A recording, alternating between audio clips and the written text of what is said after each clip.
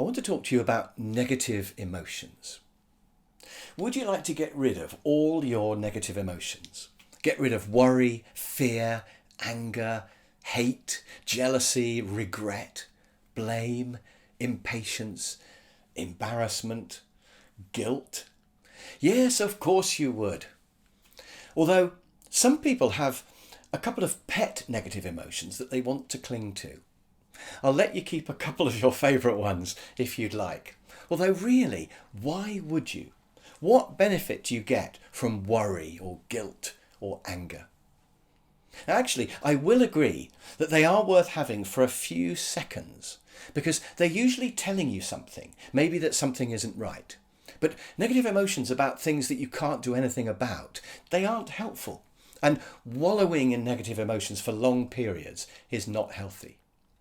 So let's say you want to get rid of at least most of your negative emotions, or certainly you'd like to reduce them to get them under control. How could you do it? So let's look at the principle and then some real examples.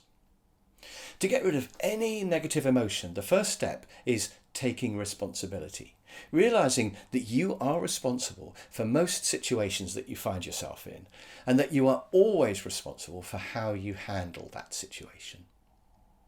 Often the things that make us most angry are things that we know are our fault really. We're often at least partly responsible for what has happened. And does getting angry help sort anything out? Maybe if we remain calm, we'd get better results. And that is a decision we could make and that we're in control of. Could you decide to remain calm instead of getting angry? I think you could.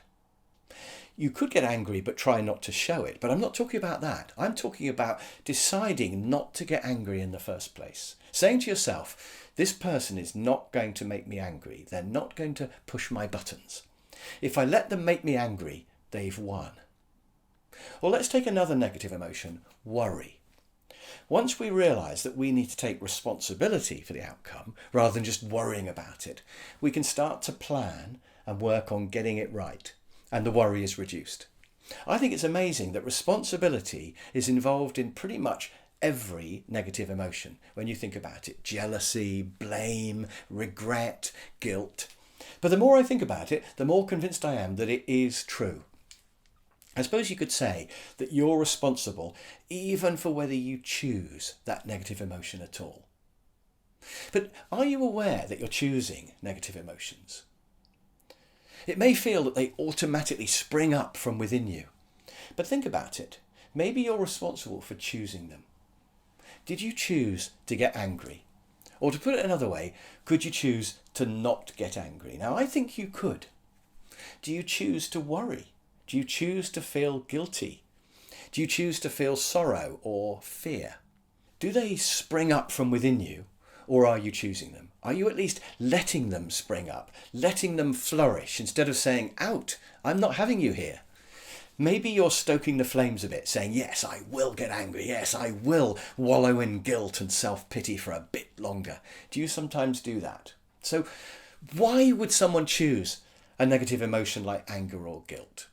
Well, we're choosing them due to expected payoffs, which are actually false. We believe we're going to get a payoff which we actually don't really get. Let's look at both anger and guilt as examples and look at the false payoffs. What would be the payoff that you might get from becoming angry? Well, I think there are two possible payoffs that we think we're going to get. One is that it will make us stronger. But actually, does it make you stronger if you get angry? Are you most likely to get what you want by getting angry? And I would say probably not. The other expected payoff is a feeling that we might be able to let off steam and feel better afterwards. But actually, do you feel better after you've got angry? Probably not. Once you realise that actually anger doesn't make you stronger and it doesn't make you feel better afterwards, you can then decide not to choose anger, or at least not to wallow in it, not to fan the flames and let it really get a hold. Now, moving on to guilt, the second one. What are the payoffs we might think that we're going to get from guilt? Now, I think, again, there are two main ones. One is that maybe feeling guilty about something that you've done makes you feel that you're an okay person, really. Even though you did a bad thing, at least you're a good person. But on the other hand, does guilt make you an okay person after you've done a bad thing? And I would say no, it doesn't. You did the bad thing. You ate that chocolate that you were going to give to your friend. Guilt doesn't make it okay. The other payoff that you might think you're going to get from guilt is that it makes you less likely to do the bad thing again. But again, do you get that payoff? And I would say probably not.